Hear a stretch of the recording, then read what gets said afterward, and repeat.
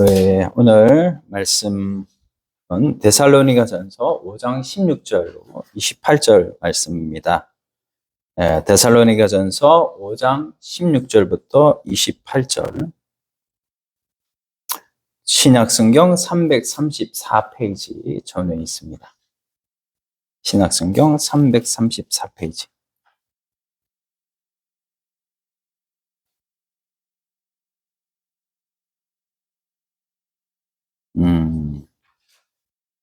찾으셨습니까?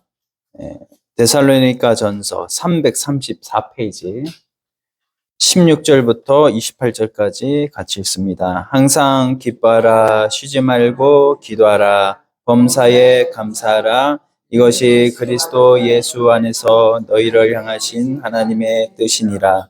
성령을 소멸하지 말며 예언을 멸시하지 말고 범사에 헤아려 좋은 것을 취하고 악은 어떤 모양이라도 버리라. 평강의 하나님이 친히 너희를 온전히 거룩하게 하시고 또 너희의 온 영과 혼과 몸이 우리 주 예수 그리스도께서 강림하실 때에 흠없게 보존되기를 원하노라. 너희를 부르시는 이는 미쁘시니 그가 또한 이루시리라. 형제들아, 우리를 위하여 기도하라. 거룩하게 입맞춤으로 모든 형제에게 문안하라. 내가 주를 힘입어 너희를 명하노니 모든 형제에게 이 편지를 읽어주라. 우리 주 예수 그리스도의 은혜가 너에게 있을지어다. 아멘. 네. 우리 옆 사람 한번 축복합시다. 하나님은 당신을 사랑하십니다. 잘 오셨습니다. 네. 우리 지난주 성찬식을 하고요. 또 오늘은 5월 가정의 달이기도 합니다. 네. 우리가 우리 가정의 달이라고 우리가 가정이 부부만 이렇게 이루는 것이 아니라 혼자 있어도 그 혼자가 개인 가정을 이루고 또 살아가기 때문에 우리가 어쨌든지 우리는 행복을 이루는 성도로서 하나님 앞에 우리가 특별히 5월 행복한 가정이 다 되기를 원하고요. 우리 성도님들 모두 다 행복하는, 그래서 한 번 더 축복합시다. 더욱 행복하세요. 더욱 행복하세요. 네. 어느 외교관 직업을 가지신 분이 모처럼 휴가를 얻게 됐대요. 그래서 그 휴가를 얻으면 이제 안 그래도 외교관 얼마나 빡셉니까? 그래서 이 외교관 직업에서 좀 오랜만에 휴가를 얻었기 때문에 좀 쫓겨다니는 삶, 맨날 외국으로 출장도 많이 가고, 그런데 그런 것에서 이제 휴가 때 좀 쉬어보려고 했는데, 이 아내가 이제 남편 보고 얘기를 하는 겁니다. 그래서 당신 오늘 집에만 있지 말고 모처럼 아이들하고 좀 시간을 보내라고 이렇게 얘기를 하는 거예요. 근데 남편이 못 들은 척 했어요. 그런데 이제 그거를 또 아내가 또 알지요. 여보, 그러지 말고 내가 합세할 테니까 온 식구들이 함께 나가자. 이렇게 얘기를 하니까 어쩔 수 없이 가정 평화를 위해서 아이들이 또 낚시를 좋아하니까 낚시질 하러 이렇게 도구를 챙겨가지고 가게 됩니다. 하루 종일 즐겁게 시간을 보내고 늦지막하게 집으로 돌아왔어요. 이 가장이 그날 일기를 쓰는데 뭐라고 썼냐 하면은, 오늘은 아이들과 낚시를 다녀왔다. 소중한 하루를 낭비해버렸다. 이렇게 기록을 했다고 합니다. 근데 이 두 자녀는요, 또 다른 거예요. 한 아이가 나중에 커서 유명한 역사학자가 되었는데, 그 당일날 아버지와의 그런 낚시질 갔던 것이 너무나 큰 추억이었죠. 그래서 그날 이렇게 썼어요. 오늘은 아버지와 함께 낚시를 다녀왔다. 나의 일생이 참 기쁘고 행복한 날이었다. 여러분, 행복이라는 개념이 얼마나 이렇게 차이가 나는지 몰라요. 한 사람은 낮잠 자는 것이 행복이다 이렇게 생각하고, 또 다른 사람은 또 하루 종일 낚시하는 것이 그렇게 잊지 못할 추억이고 행복이었다고 이렇게 고백하고 있습니다. 오늘 각각 자기 입장에서 자기 추구하는 행복이 다르다는 것이죠. 우리의 행복을 찾는다는 것은 시에서도 많이 나오고 노래가락에서도 참 많이 나오는데, 행복의 개념, 간혹 나름대로 자기가 생각한 곳에다가 그 행복의 개념을 우리가 얹어 놓습니다. 이런 조사가 있어요. New Scientist. 예, 이런 그 잡지인데, 세계의 가치 조사. 이런 제목으로 발표한 내용이 있습니다. 65개국이나 되는 그 국민들을 상대로 조사한 내용인데요. 얼마나 우리가 행복한가. 행복 지수가 우리 조건으로 똑같이 조건으로 해서 이렇게 당신 행복하십니까? 이렇게 물어봤대요. 그 1위가 누군지 알아요? 1위가 어떤 나라인지 알아요? 자, 1위가 아프리카에 있습니다. 어떤 나라일까요? 네. 나이지리아가 1위입니다. 나이지리아. 자, 2위는요, 뭘까요? 멕시코. 3위는요, 베네수엘라. 4위는 엘살바도르. 5위는 푸에르토리코. 이런 나라들이 들어가 있고, 참고로 미국은 몇일까요? 16위라고요. 16위. 한국은 밝히지는 않겠습니다. 5위까지 여기 기록했는데, 여러분 나라를 보면 다 나라들이 뭐예요? 경제적으로 선진국이 없어요. 선진국이 없어요. 그렇지만 선진국이라 부를 수 있는 나라들이 없지만 이런 나라들이 매우 경제적으로 어떻게 보면 열악한 나라들인데 이런 나라들이 행복 지수가 높았다라는 것이죠. 여러분, 사람들이 흔히 생각하는 그런 행복이라는 거, 그 행복이 옛날에 뭐 성적순이 아니잖아요. 이런 말이 있는데 재산순이 아니잖아요. 이렇게 우리가 얘기할 수 있을 것 같아요. 여러분, 돈이 많다고 행복한 것이 아니라 저는 이 메시지, 전도 메시지 중에 이 전도 메시지를 많이 씁니다. 사람의 행복이 돈이, 물질이 행복한 것이 아니라 내 존재를 깨달을 때 사람이 행복합니다. 이렇게 말을 많이 씁니다. 왜냐하면 우리 존재가 내가 어디서 와서 내가 어디로 가는지를 알 때 그것이 진정한 행복이거든요. 내가 어디서 왔습니까? 우리는 하나님께로부터 와서 하나님께로 가야 되는 것이 우리의 결국 그 가야 될 길인 거예요. 그런데 그걸 모르고 이 세상에 잠시 있다가 없어지는 물질을 위해서 살아간다면 그것은 그 행복은 오래가지 못한다는 겁니다. 여러분, 사람들이 경제적 풍요로움이 우리의 행복을 결정한다라고 하는 것을 많이 생각을 하는데 그게 아니라는 거죠. 우리가 중세 스콜락 철학자라고 하고 또 천주교는 이분의 신학 위에서 섰다고 얘기할 수 있는 토마스 아퀴나스 들어보셨나요? 토마스 아퀴나스. 이분이 행복의 두 가지 행복의 개념을 이렇게 말을 했는데 하나는 주관적 행복, 또 하나는 객관적 행복이 있겠죠. 주관적 행복, 사람들 스스로 이것이 행복이다라고 정의를 내리면 그것이 행복이 되겠죠.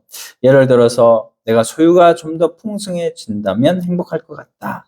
그래서 그 소유가 얼마만큼 차 있을 때 행복을 느낀다 이겁니다. 그런데요, 그게 채워서 이렇게 자기가 많이 있다고 생각하지만 옆 마을에 가보니까요. 옆 마을에요, 나보다 배나 더 돈이 많은 사람이 있는 거예요. 물질이 더 많은 사람. 그럼 뭐예요? 그 사람이 그날부터 뭡니까? 행복이 다시 불행이 되는 거죠. 저 사람 돈이 어떻게 저렇게 많이 모았을까? 자신한테 있는 것을 행복으로, 만족으로 가지지 못하는 거예요. 이것은 바로 객관적 행복이 아니라는 겁니다. 불완전한 행복이라는 거예요. 그러나 객관적 행복이 있어요. 그게 뭐냐면요. 이분은 토마스 아퀴나스 신학자이기 때문에 이렇게 표현했습니다. 절대자의 은총으로 주어지는 행복이 있다. 이런 표현을 했어요. 절대자의 은총. 우리 스스로 수고나 노력으로 한 거랑 관계없이 우리에게 주어지는 은혜는 바로 우리에게 행복이 된다. 이렇게 정의를 내리고 있습니다. 그러니까 하나님의 은총으로 주신 모든 행복을 오늘 그대로 우리가 받아들일 때 그때가 행복이다. 이거는 어떤 사람이나 가질 수 없는 어떤 것으로 변할 수 없는 그런 행복이다라는 거예요. 그래서 이런 행복을 여러분들 소유하시기를 바랍니다. 네. 우리 마태복음 5장 3절 다 아시죠? 뭡니까? 5장은 산상보훈의 말씀이죠. 그때 그 산상보훈의 말씀에 공동 번역본의 개정판이 나오는 얘기인데요. 한번 읽어보겠습니다. 마음이 가난한 사람은 행복하다. 하늘나라가 그들의 것이다. 예, 이게 바로 이 공동 번역으로 나와 있는 개정판인데요. 여기에 보면은 이제 공동 번역은 개신교와 천주교가 같이 번역을 한 거예요. 그래서 여기에 보면은 이제 원래 심령이 가난한 사람은 복이 있나니 천국이 저들의 것이며, 그것이 우리 개역개정에 나와 있는 번역본인데 여기는 행복하다고 이렇게 번역을 했습니다. 여러분, 항상 기뻐하라. 오늘 본문 말씀에 항상 16절에 항상 기뻐하라고 하셨죠. 오늘 본문도 바로 그런 얘기가 아니겠습니까? 항상 감사하라, 이런 얘기. 그것은 바로 오늘 우리가 행복하라라는 뜻입니다. 행복하라. 예. 자, 그런데 우리가 많은 사람들이 행복하게 살지 못하죠. 그 이유가 무엇일까? 행복이라는 것은 사실은 1차적인 느낌, 감정, 이런 거라는 거죠. 환경이 아니고 느낌이라는 거예요. 무슨 말씀이신지 아시겠죠? 환경이 아무리 변하고 변해도 그것을 행복으로 느끼고 행복으로 생각하고 받아들인다면 그것이 우리에게 행복이 되는 줄로 믿습니다. 여러분, 누가 여러분에게 예수 믿는 것이 뭐예요? 이렇게 물어본다면 예수 믿는 삶은 뭘까? 예. 우리가 예수 그리스도께서 우리 기독교에 예수 그리스도 말미암아서 우리가 구원을 얻는 있기 때문에 예수님 생각하면 딱 떠오르는 게 뭐죠? 예수님의 이거 십자가를 우리가 생각하게 되는데, 여러분, 십자가를 생각하면 또 뭐를 생각하게 됩니까? 떠오르는 두 자. 행복이 생각나나요? 아니면 불행이 생각나나요? 네, 고난이죠, 고난. 그래서 고난입니다, 사실. 십자가는 고난이 생각하는데 굉장히 좀 어떻게 보면 우울한 거예요. 그러나 사실 예수님은 사실 이 33년 6개월을 사셨는데 33년 6개월 사시면서 예수님이 십자가 고난을 당하고 그렇게 돌아가신 것은 굉장히 33년 6개월 중에 굉장히 짧은 그런 며칠 정도밖에 안 되거든요. 근데 예수님은 하나님이 보내신 우리 구원자요, 주인이 되시는데 그분이 인생을 어떻게 사셨을까? 우리는 보통 예수님이면 십자가, 그래서 고난, 어떻게 보면 우리 기독교는 십자가를 짊어지고 예수님을 따라가는 삶이기 때문에 이게 보면 행복하고 거리가 먼 것처럼 우리가 받아들입니다. 성화를 봐도요, 그림을 봐도 예수님이 나타나는 십자가 지고 또 예수님이 보여지는 그 외관의 모습은 뭐냐면 예수님이 근엄하고 침울하고 비통해하고 우울한 표정의 얼굴을 우리가 많이 봐왔어요. 그래서 우리가 기독교는 좀 행복하고 거리가 멀다, 이렇게 고난이다, 이런 생각을 많이 하고 있는데 예수님께서 세상에 오셔서요 얼마나 많이 행복해 하셨는지 몰라요. 제자들을 보면서, 그리고 자기한테 나오는 아이들을 보면서, 많은 사람들을 보면서 행복해 하셨고, 예수님이 가는 곳곳마다 잔치가 벌어졌어요. 잔치. 그래서 예수님은 뭐예요? 목회도 잘하셨지만 뭐냐면 먹회도 잘하셨다. 먹회가 뭐예요? 먹는 거. 이거를 또 잘하셨다는 겁니다. 그래서 요한복음 2장에 보면 혼인잔치집에 뭡니까? 포도주가 떨어졌는데 그 음식을 먹으면서 포도주도 이 사람들은 먹어야 되는데 포도주가 떨어지니까 뭐예요? 물로 포도주를 만든 기적을 베푸시잖아요. 그러면서 이제 포도주도 같이 예수님도 먹으셨고 5천 명을 먹이는 기적을 행하실 때도 예수님도 그들과 같이 드셨다. 마리아의 집에 갔을 때 마리아는 집에 그 음식을 장만하는데 굉장히 힘들었고 마르다가 그렇게 힘들었지만 마리아는 그렇게 예수님께 듣는 말씀을 굉장히 귀중하게 생각을 했죠. 이런 걸 보면 예수님이 참 먹을 복도 많으셨고 먹는 것도 좋아하셨다, 우리가 이렇게 알 수가 있는데, 우리가 이렇게 예수님에 대한 안 좋은 평가도 물론 있었어요. 왜냐하면 죄리와 세인들의 친구다, 먹고 마시는 것을 즐긴다, 이러면서 유대인들이 막 비꼬는 말투로 이렇게 얘기했던 것을 우리는 볼 수가 있습니다. 제가 이렇게 여러분에게 말씀드린 거는 변정을 하고 있는 거예요. 기독교는 행복의 종교다, 행복의 도이다라는 것을 증거를 하려고 이 말씀을 계속 드린 겁니다. 예수님께서 이 세상에 오실 때 그렇게 기뻐하셨다는 거예요. 우리의 구원을 위해서.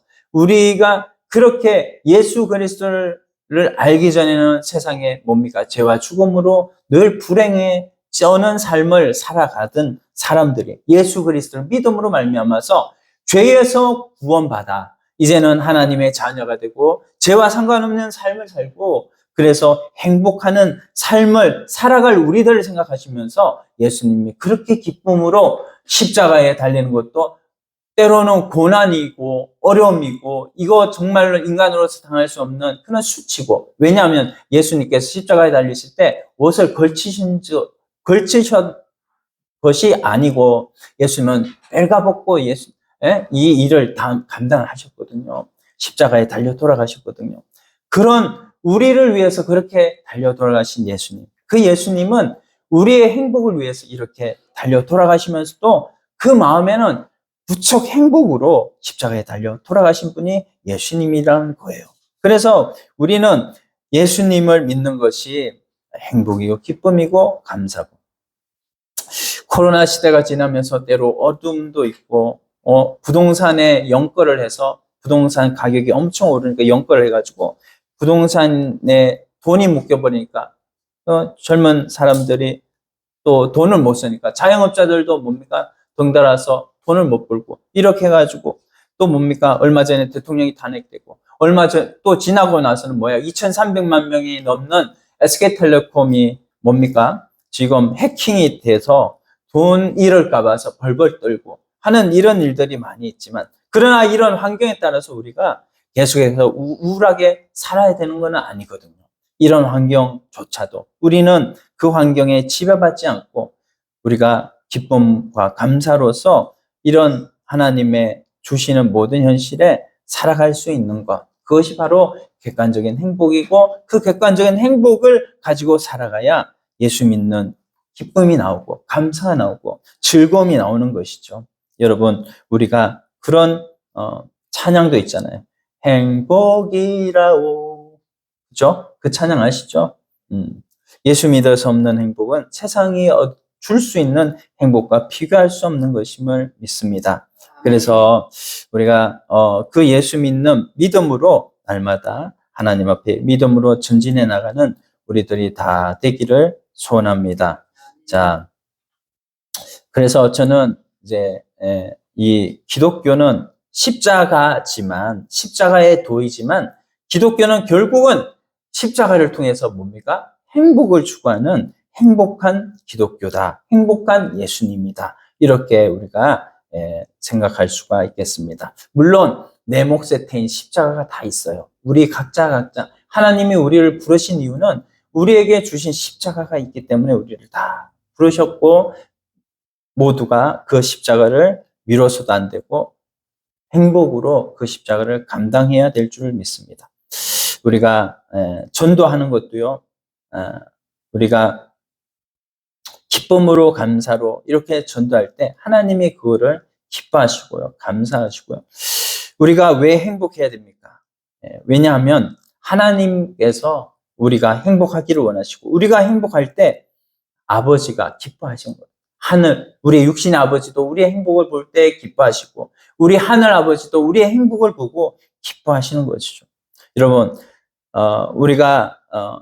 우리 아침에 이렇게 교회로 올 때 성경을 끼고 교회를 이렇게 가는데, 가게를 딱 지나가는데, 그 불신자가요, 우리 가게를 지나가는 늘 웃는 모습으로 성경을 끼고 지나가는, 그래서 아침부터 막 서로 웃으면서 즐겁게 가는 그 성도가 예원교회로 딱 들어가는 거예요. 그러면 그 양반이 나도 교회 한번 가볼까, 이렇게 생각이 들지 않겠어요? 그러면서 속에는 내 팔자는 뭐야? 나도 저렇게 쉬면서 온 가족이 행복하게 재밌게 살면 얼마나 좋을까? 그런데 또 한 부분은 뭐냐면 교회 성경책을 끼고 오면서 막 서로 부부싸움을 막 하는 거예요. 내가 잘못했니? 네가 잘못했니? 막 하면서 막 싸우는 거죠. 그 사람이 이제 교회를 들어오는데 영업교회로 딱 들어가네. 그러면 뭡니까? 영업교회에 들어가는 그 사람을 보면서 불신자가 생각을 하겠죠. 야, 이 교회 다니는 사람 겉으로만 행복한 채 하든 결국은 전부 다 싸우고 결국에 예수 믿어도 소용없네. 우리가 성경이 구약과 신약으로 되어 있는데 이 알약이 약이 아닐까? 약, 구약, 신약. 이 알약, 약발이 다 떨어졌구만. 이렇게 생각할 수 있다는 것이죠.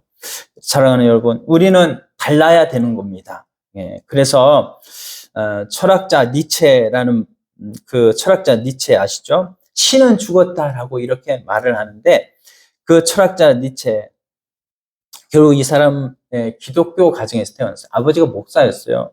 근데 이 사람이 나중에 이제 돌아왔는지 모르겠는데 이 사람이 그랬어요.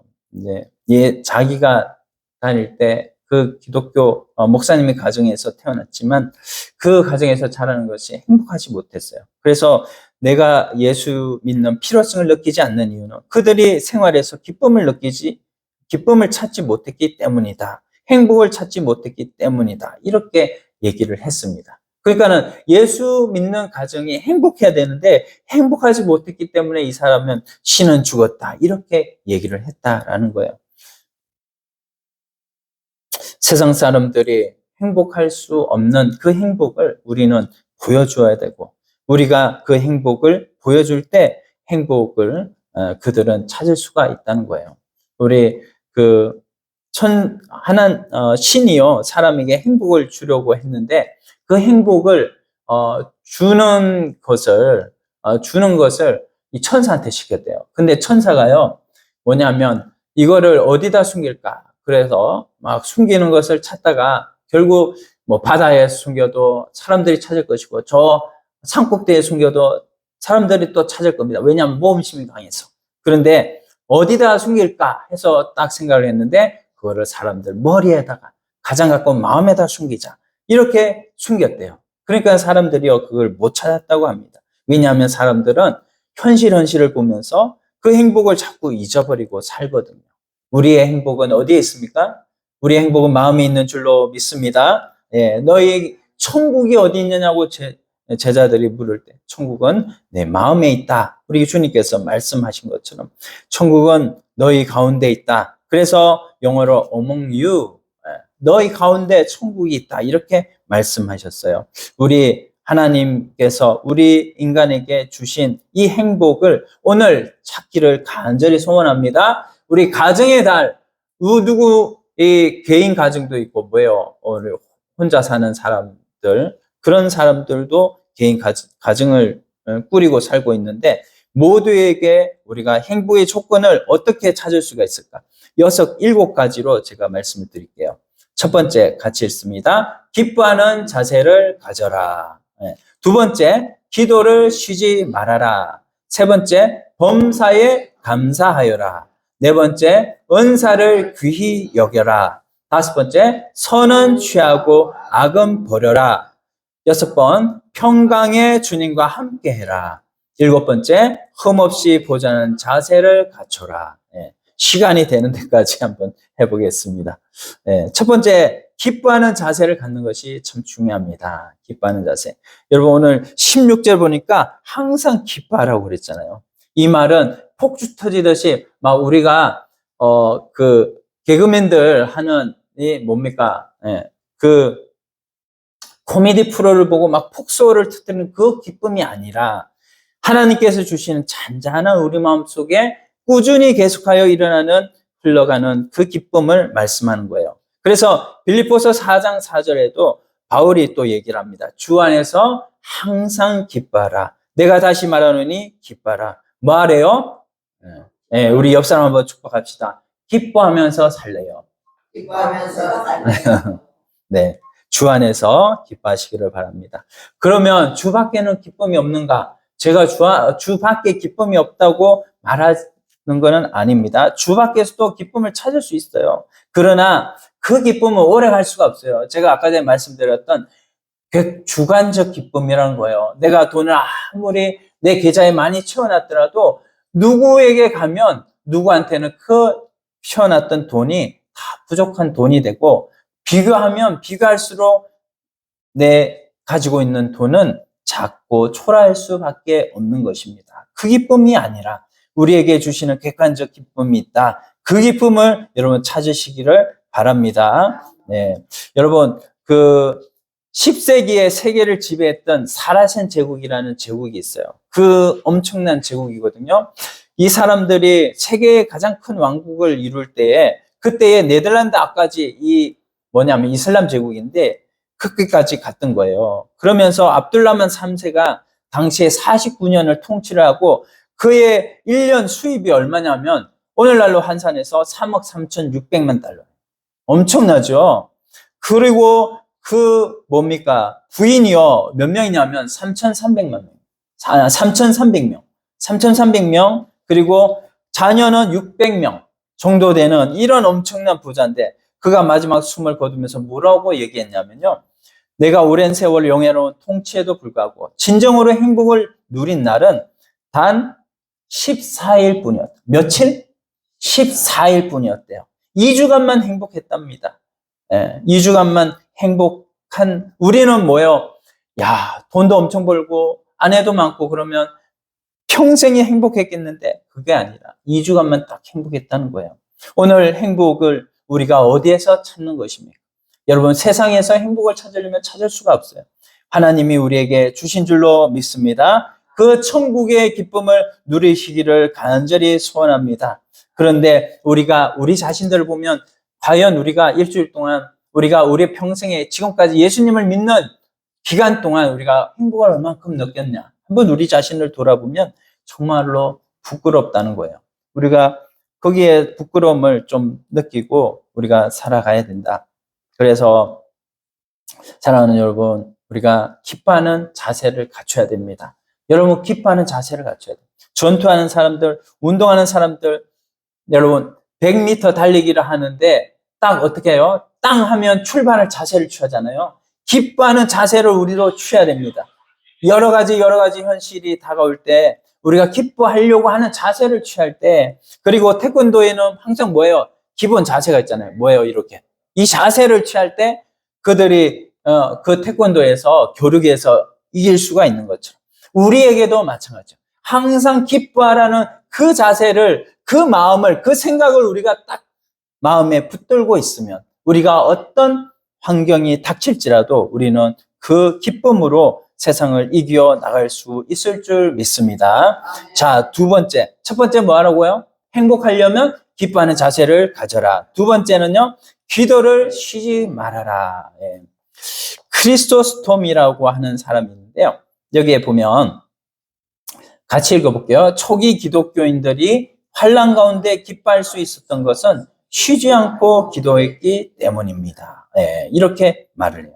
여러분, 터키에 가면요, 터키 아시죠? 튀르키예. 거기에 가면 가파도기아라는 그 지역이 있어요. 그게 뭐냐면 이렇게 생겼어요. 절벽에 구멍들이 엄청 많아요. 이 구멍들이 뭐냐면 사람들이 들어가는 입구예요. 근데 그 입구에 수많은 입구들이 많이 있는데, 여기에 이 가파도기아가 왜 생겼냐 하면요, 1세기 당시 때 얼마나 기독교의 탄압이 심했는지 몰라요. 예수 믿는 그것으로 인해 가지고 그 사람들을 어떻게 죽여요? 짐승들 사자밥이 되게 하고, 또 그 사람들 십자가에 달려서 죽게 만들고 하는 이런 많은 그 어려움 속에 그들이 뭡니까? 피난을 갔습니다. 그 피난을 갔는데 뭐냐면 가파도기아로 피난을 간 거예요. 거기에 보면은 1000개 이상의 가정교회가 있었고, 왜냐하면 입구가 많으니까요. 그리고 바위산 절벽에 20m의 구멍이 뚫려 있고, 그리고 여기에 들어가면 지하 도시가 펼쳐지는데 지하 20층까지 있답니다. 놀라지도 않으세요?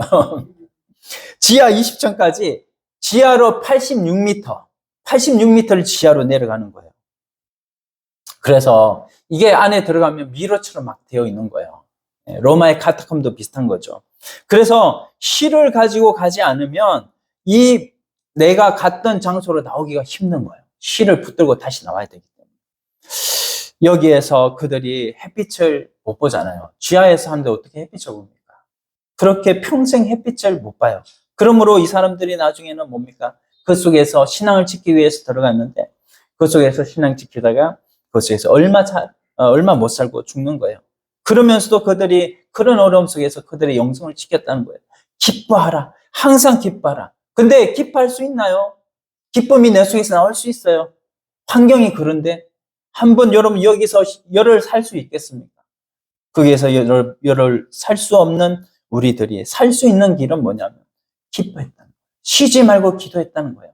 쉬지 말고 기도하니까 하나님이 그들에게 이게 뭡니까? 기도가 뭐예요?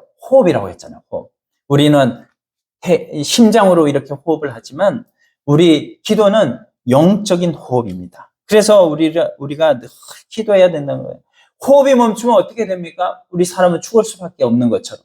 영적 호흡이 멈추면 우리는 죽을 수밖에 없다는 거예요. 그래서 늘 원망하고 불평할 수밖에 없는데 이런 상황에서도 감사하면서 이런 상황에서도 기뻐할 수 있었다는 것은 그들이 쉬지 말고 기도했다는 겁니다. 여러분, 사랑하는 여러분, 어떤 분은 목사님 때문에 시험 들었어요. 장로님 때문에 시험 들었어요. 권사님 때문에 시험 들었어요. 그렇게 말하지만 여러분, 우리가 시험 들게 한 그 사람을 위해서 한번 기도해 보셨나요? 그 사람을 위해서 기도할 때 그 사람이 내게 더 이상 시험거리가 되지 않을 줄 믿습니다. 할렐루야. 네. 세 번째는요, 우리가 행복할 수 있는 것은 범사에 감사할 때 행복할 수 있습니다. 18절 말씀에 보면 그 말씀이 나오잖아요. 범사에 감사하라. 주님의 뜻이다. 이렇게 말씀이 나와요. 발명왕 에디슨이 그 실험을 아주 많이 했어요. 그 실험 기구, 그 화학약품이 많은데, 그거를 옛날에 기차가 흔들렸어요. 엄청나게 흔들려가지고, 그것이 떨어져가지고, 거기에서 화재가 나가지고, 그 화재 난 것, 거기에서 또 에디슨이 그 화재 난 것, 그것 때문에 또 고막이 터져버려가지고, 나중에 청각장애인이 됐어요. 그런데 거기에 에디슨은 감사했다고 그래요. 나중에 무슨 얘기를 하냐면 나는 귀머거리가 된 것을 감사합니다. 그것은 다른 소리가 안 들릴 테니까 오직 연구에만 전력할 수 있었기 때문입니다. 이렇게 얘기를 했다는 거예요. 여러분, 사람이 범사에 감사하면 감사할수록 그 감사는 나중에 뭐를 불러오는죠? 원망할 일을 불러올까요? 아니면 감사할 일을 불러올까요? 감사할 일을 불러온다는 거예요. 감사가 감사를 만든다는 거예요. 여러분, 그러므로 우리가 감사해야 될 줄로 믿습니다. 닉슨 대통령의 일화도 있어요. 이분이 우리나라에 왔는데 우리나라에서 환영 행사를 했는데 거기에 발판이 무너져 버려가지고 막 이제 뭐 공연을 하고 있는데 대통령 모시고 공연을 하고 있는데 발판이 무너져가지고 사람들이 막 공연이 멈춰지고 했는데 사람들이 쥐죽은 듯이 막 있는데 닉슨 대통령이 귀빈석에 앉아가지고 박수를 쳤다는 거예요. 그 박수 소리가 사람들의 박수 소리로 들려가지고 사람들이 그 실수를 용납을 하고 받아들여가지고 무사히 그런 분위기가 메꿔졌다는 얘기를 들었습니다. 여러분, 세상이 원칙적으로 흘러가지 않더라도 내가 원하는 방향으로 흘러가지가 않더라도 여러분, 세상을 우리가 원칙적으로 본다면 우리가 어떻게 지금 여기에 숨쉬고 살 사람이 있습니까? 전부 다 원칙으로 본다면 우리는 다 어디 가 있어야 돼요? 다 교도소 가 있어야 되고 감옥 가 있어야 되고 왜냐하면 다 우리는 죄인이기 때문에. 그러나 우리는 그렇게 살지 않아요. 왜냐하면요, 하나님이 우리를 예수 그리스도로 말미암아서 받아주시는 거거든요. 그래서 예수 그리스도 안에 우리는 하나님께서 우리를 용납하시는 줄 믿습니다. 우리가 보면 여러 사람들이 교회에 많이 오는데요. 다 뭡니까? 우리는 전부 다 죄인이라는 거예요. 하나님 앞에 다 죄인이라는 거예요. 이 죄인들이 하나님이 용납해 주시지 않으면 어떻게 우리가 하나님 앞에 용납받을 수가 있겠습니까? 예수 그리스도로 말미암아 우리가 용납받았다면 우리는 누구한테나 다 용납하는 우리 모두가 되기를 소원합니다. 그래서 교회에 죄인이 오고 교회에 연약한 사람이 오고 교회에 좀 잘못한 사람이 올지라도 그 사람들 욕하지 말고 그 사람들 손가락질하지 말고 그 사람들 잘못되었다고 말하지 말고 그 사람들을 내 속에 품을 수 있는 그런 아름다운 그런 넓은 마음을 다 가지기를 소원합니다. 그것이 하나님께서 우리에게 주신 사명이고 우리에게 주신 행복의 조건이라는 거예요. 여러분, 그것을 우리가 많은 사람 앞에 가지는 자세는 그런 거예요.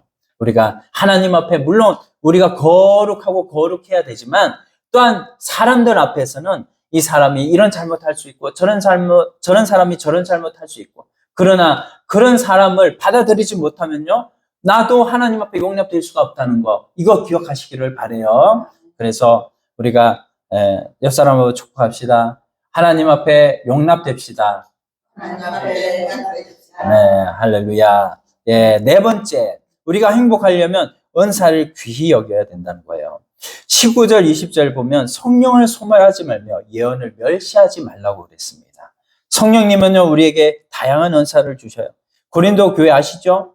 고린도 교회는 은사 문제가 굉장히 심각했어요. 그래서 나는 방언을 하는데 너 왜 방언 못해? 나는 이렇게 열심히 일하는데 너는 왜 열심히 일 못해? 나는 이렇게 외국어도 잘하는데 너는 왜 외국어 못해? 이렇게 했어요. 그게 고린도 교회의 은사 문제였어요. 그런 은사, 나는 찬양도 잘하는데, 나는 기도도 잘하는데. 그런데 우리가 좀 생각을 해봐야 할 문제는 오늘날에는 더 좀 안 좋은 게 있는데요. 뭐냐면 우리가 받은 은사를 생각하지 않고 그냥 교회 오면 말씀 듣고 끝내버리려고 하는 거예요. 하나님께서 우리에게 주신 은사가 많은 줄로 믿습니다.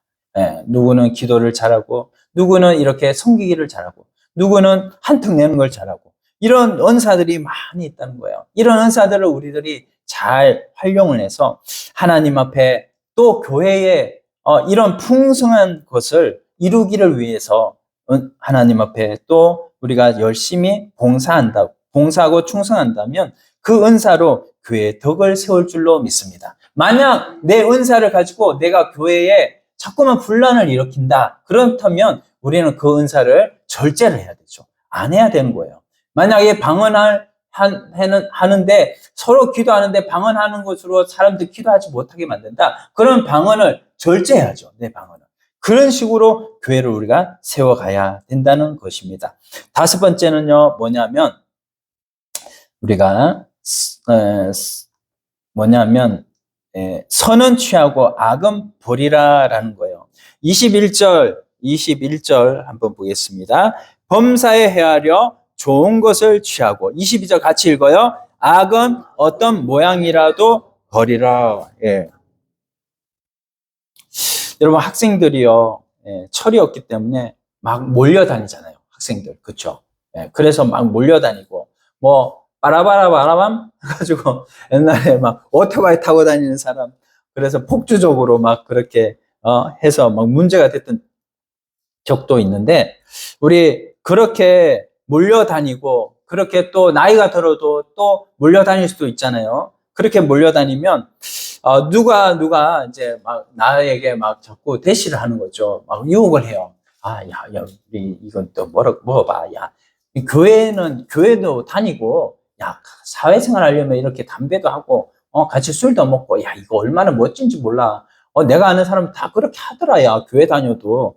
이렇게 해가지고 사람 분위기를 만들어가지고 막 술 먹게 만들고, 담배, 피게 만들고, 이렇게 하는데, 우리가 선은 취하고 악은 버리라고 그랬잖아요. 이게 하나님 앞에 우리가 하는 행동에 하나님 앞에 할 행동이라는 거예요. 우리는 선은 취하고 하나님 중심으로 살아가야 되고, 또 악은 모양이라도 버려야 될 줄로 믿습니다. 그래야 우리와 같은 신앙생활을 하는 사람들이 누구는 교회 다니는데 야 진짜 멋지게 신앙생활 하더라. 그는 술도 다 먹고 자리 가면 친구들한테 술도 다 같이 먹고 이렇게 잘 대우를 친구들하고 대우도 잘하더라. 이렇게 해버리면 우리 같이 예수 믿는 사람들이 얼마나 힘들까요? 그래서 우리가 물론 호랑이를 잡으려고 호랑이 굴에 들어가는 그런 케이스도 있지만 여러분 술집에 가서 술 안 먹을 수 있어요. 여러분 그래서 우리가 어쨌든지 악은 모양까지라도 비슷한 모양이라면 그것까지도 버려야 우리는 신앙을 지킬 수가 있고 주 안에서 항상 기뻐할 수가 있다는 거예요. 그것이 무너지면 이제는 그때는 삽시간에 다 무너질 수 있다는 거. 우리가 요걸 기억합시다. 자, 여섯 번째, 평강의 주님이 함께 하셔야 됩니다. 23절 보시면 평강의 하나님이 친너희를 온전히 거룩하게 하시고 이렇게 말씀하고 있어요. 평강의 하나님, 우리에게 평강을 주시는 하나님. 그래서 이 평화를 우리에게 주셔서 하나님께서 우리를 하나님과 우리 사이에 평화를 주셔서 막힌 담을 예수 그리스도의 십자가의 대속으로 무너뜨린 줄 믿습니다. 그 하나님과 우리 사이가 무너졌어요. 죄의 담이 무너졌어요. 그러고 나서 또한 우리는 평화를 하나님과 우리 사이만 하나님이 주셨냐? 그게 아니고 사람과 사람 사이에도 평화를 주셨어요. 그 평화를 우리가 평강의 하나님을 의지하지 않으면 그 평화가 다 깨져버린다는 거예요. 조지 갤럽이라는, 여러분 갤럽 조사 알죠? 갤럽 조사. 그 갤럽 조사를 창시한 사람이 조지 갤럽입니다. 이 사람이요, 미국의 심리학자이기도 한 사람인데, 이 사람이 조사를 했는데 가장 행복한 사람은 어떤 사람이냐? 생생한 종교 체험을 한 사람이 행복한 사람이다. 그리고 이런 결론을 냈고요. 밤낮없이 술집을 드나드는 사람. 우리가 보통 이런 사람이 행복할 거라 생각하는데 그 사람이 행복한 것이 아니라는 겁니다. 돈은 있겠죠. 밤낮없이 술집을 드나드니까. 그렇지만 그걸로 행복한 것이 아니다는 것을 이 사람이 나중에 보여줬어요. 평강의 하나님.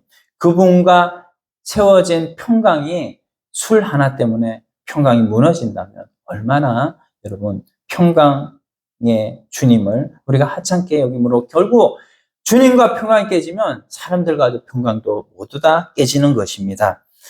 사랑하는 여러분, 우리가 예수 믿는다는 그 사실 하나만으로도 행복한 사람들이고 하나님의 자녀가 되었다는 이유 하나만으로 가장 행복한 사람임을 믿습니다.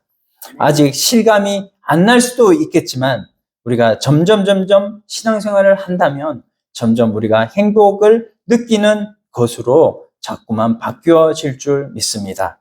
자, 마지막으로 흠없이 보존하는 자세를 갖추라. 이렇게 우리에게 23절에 말씀하고 있는데 23절 보면 나중에 이제 하반절에 보면요. 또 너희의 온 영과 혼과 몸이 우리 주 예수 그리스도께서 강림하실 때에 흠없게 보존되기를 원하노라. 이미 우리는 영이 살아났어요. 그렇죠? 영이 살아났고 혼도 몸도 이제는 우리가 점점 혼도 몸도 살아나서 이제는 그리스도를 닮아가는 이런 성화를 이루어 갈 것을 말씀하고 있는 거고요. 우리가 이 보존하는 거를 언제까지 해야 됩니까? 여기에 보니까 뭐예요? 그리스도께서 강림하실 때까지 우리가 흠없게 보존되어야 된다는 거예요. 여러분, 우리의 신앙을 지키기 위해서 여러분 얼마나 노력을 하고 계십니까? 신앙을 유지해 나가는 것이 얼마나 중요한지 몰라요. 중간에 끊기지 않고 주님이 오시는 그날까지 우리가 정조를 지키고 신앙의 정조를 지킨다는 거 얼마나 중요한지 몰라요. 계시록에 보면요, 우리에게 흰옷을 주셨대요. 그 흰옷이 뭐냐? 바로 예수님의 십자가의 대속에 오신 줄 믿습니다. 그 흰옷이 우리에게 입혀졌기 때문에 여러분 죄의 수치가 우리가 보여지지 않는 거예요. 그 흰옷을 입혀주셨기 때문에 그 흰옷을 뭐예요? 더럽혀지잖아요. 때로 흰옷은 더럽혀지기가 더 쉽잖아요. 그래서 때로 현실을 만나가지고 죄를 지으면요, 이 흰옷, 입혀주신 대속의 흰옷이 더럽혀진다는 거예요. 그러나 그것을 더럽혀지지 않도록 다시 회복하는 것, 다시 씻는 것, 그게 뭐죠? 회개라는 겁니다. 네, 우리 회개하는 이런 하나님의 백성, 하나님의 신부, 그리스도의 신부가 되기를 간절히 소원합니다. 하나님 앞에 날마다 회개하는 그것이 바로 흰옷을 빠는 행위이고, 흰옷을 빨 때 우리는 하나님 앞에 우리가 흠없이 보존되는 자가 되어서 결국에는 이 행복을 우리에게 주신 것을 가지고 끝까지 행복을 자기 소유로 지키는 자들이 하나님 앞에 영원한 행복이 되어질 줄로 믿습니다. 자, 우리 행복하는 주의 백성, 이미 행복할 조건들을 다 주셨어요. 주권들을 주셨는데 우리가 이제 행복할 수 있는 것 우리가 기억합시다. 하나님 앞에 항상 기뻐하라. 쉬지 말고 기도하라. 범사에 감사하라. 그리고 악은 어떤 모양이라도 버리라라고 하는 이런 말씀들을 우리가 생각하면서 이 시간 한번 간절하게 기도하겠습니다. 행복한 가정, 행복한 개인들, 하나님 아버지 우리에게 조건들을 다 주셨습니다. 행복을 지켜야 된다는 말씀을 오늘 주셨습니다. 행복은 이미 우리에게 주어졌습니다. 천국을 우리에게 주셨습니다. 하나님, 우리의 마음속에 이미 천국을 주신 것을 가지고 이제는 하나님 조건들을 다 하나님 앞에 갖추었사오니 이제는 그것을 지켜가는 저희 모두가 될 수 있도록 같이 하여 주시고 오늘 7가지 배운 말씀들 기억하면서 하나님 앞에 늘 하나님 끝까지 신앙 지키는 저희들 다 되게 하여 주시옵소서. 예수님의 이름으로 기도드립니다. 아멘. 우리 찬송 드리겠습니다. 찬송가 246장입니다. 246장.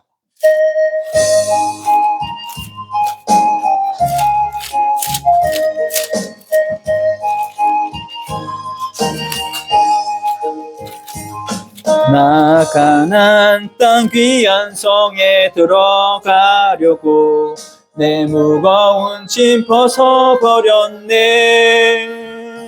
죄 중에 다시 방황할 일 전혀 없으니 저 생명 시냇가에 살겠네. 아멘.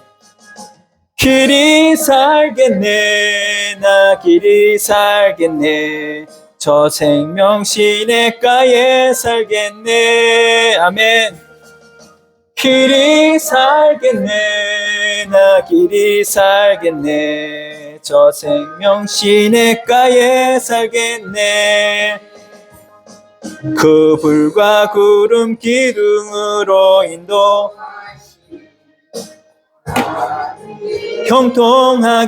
형통하겠네. 그 요단강을 내가 지금 건넌 후에는 저 생명 시냇가에 살겠네. 길이 살겠네. 나 길이 살겠네. 저 생명 시냇가에 살겠네. 길이 살겠네. 나 길이 살겠네. 저 생명 시냇가에 살겠네. 내 주린 영혼, 내 주린 영혼 만나로서 먹여주시니 그 양식 내게 생명 되겠네. 이후로 생명 양식 주와 함께 먹으며 저 생명 시냇가에 살겠네. 길이 살겠네. 나 길이